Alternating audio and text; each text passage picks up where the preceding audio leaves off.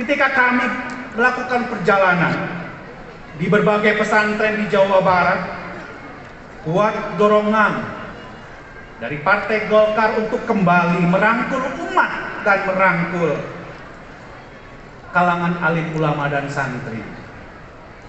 Kami ingin memperjuangkan apa yang menjadi kehendak masyarakat, dan karena itu tentu tujuan utamanya adalah kesejahteraan. Ketika kami berdialog dengan para milenial, pada umumnya mereka sangat tertarik dengan dunia politik, dan Partai Golkar adalah pilihan yang tepat untuk para milenial tersebut. Bapak Ibu sekalian yang kami hormati, Pak Ketum, kami laporkan bahwa pada 2019 yang lalu Partai Golkar di Jawa Barat meraih kursi untuk DPRD sebesar 16 kursi. Partai Golkar berada di peringkat keempat setelah sahabat saya dari Gerindra, kemudian dari PDI Perjuangan, dan dari PKS. Setelah kami melakukan analisis, diperkirakan jumlah pemilih di Jawa Barat pada tahun 2024 ini kira-kira sebesar 34 juta pemilih. Jumlah terbesar secara nasional. Dalam forum Rakerda ini, kami tentu ingin merumuskan target yang jelas. Pak Ketum izin, dari proses yang telah kami lakukan, kami mentargetkan 20,37% kemenangan Partai Golkar di Provinsi Jawa Barat ini. Tentu ini akan ekuivalen dengan jumlah kursi yang asalnya 16, kita targetkan 25 kursi untuk provinsi. Memang tidak mudah. Untuk menambah 9 kursi, kita perlu kerja keras. Kita perlu untuk bertekad bekerja dengan masyarakat. Untuk pemilihan presiden, Bapak Ibu sekalian, DPD Partai Golkar Provinsi Jawa Barat konsisten dengan hasil Munas 2019 yang lalu, bahwa putra terbaik Partai Golkar yang juga putra Jawa Barat, Bapak Dr. Insinyur Erlangga Hartarto, harus menjadi Presiden Republik Indonesia di tahun 2024. Saya menyampaikan dalam berbagai pertemuan dengan para kader, perjuangan menjadikan Pak Ketum untuk menjadi presiden merupakan marwah dan martabat Partai Golkar. Pada kesempatan ini saya ingin menantang kepada kader-kader Partai Golkar. Apa kurangnya ketua umum kita dibandingkan dengan nama-nama capres yang selama ini beredar di media massa? Dari segi kompetensinya, dari segi kapasitas teknokrasinya, dari segi pengalamannya, tidak ada alasan buat kita untuk tidak memperjuangkan beliau untuk menjadi Presiden Republik Indonesia. Saya menyampaikan, Geswan Cina, Partai Golkar memperjuangkan kader sendiri. Lamun kader partai lain bisi olokejo.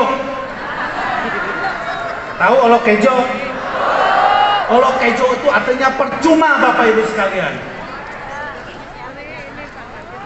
Agar memiliki efek ekor jas buat partai. Pengalaman kita beberapa kali dalam Pilpres, jika mendukung kader partai lain, yang diuntungkan adalah partai capresnya. Betul? Setuju? Karena itu kami rasakan itu di Jawa Barat, Bapak Ibu sekalian. Dalam pilkada, Bapak Ibu sekalian, DPD Partai Golkar Provinsi Jawa Barat menargetkan 60% sebagaimana arahan DPP Partai Golkar.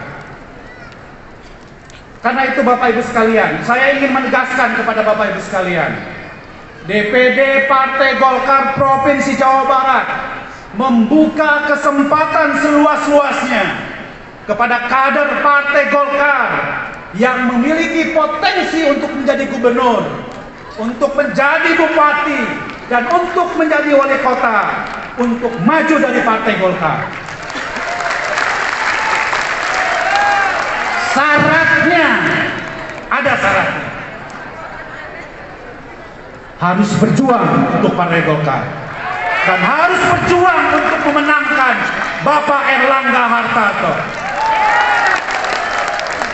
Kalau mau tiketnya tetapi tidak mau untuk berjuang buat partai, eta mah kaduna-bina.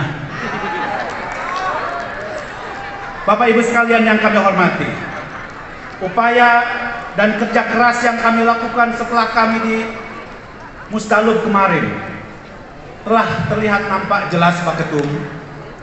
Alhamdulillah, berkat motivasi dan arahan dari Ketua Umum dan Pak Sekjen, capaian KTA Partai Golkar secara kuantitatif di atas rata-rata nasional. Alhamdulillah.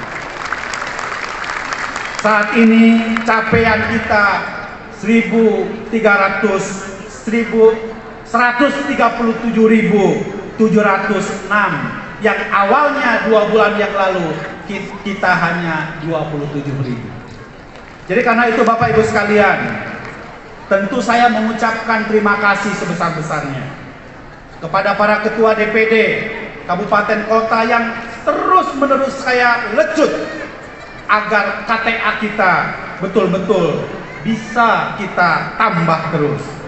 Secara khusus saya ingin mengucapkan terima kasih kepada Kabupaten Subang, Ibu Elita.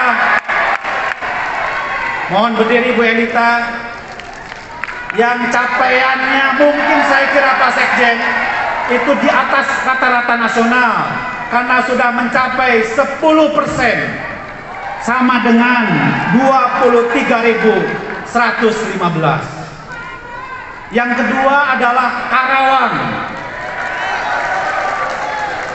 Karawang ini secara presentase baru mencapai 6,7. Namun secara kuantitatif sebesar 22.679. Menyusul kemudian Kabupaten Tasikmalaya Kang Eri. Jumlah beliau sebesar 10.000 dan kemudian disusul dengan Garut sebesar 10.000. Di luar itu masih di bawah 10.000. Jadi Bapak Ibu sekalian, ini sengaja saya sampaikan Pak Ketum. Karena apa? Karena kita ingin bahwa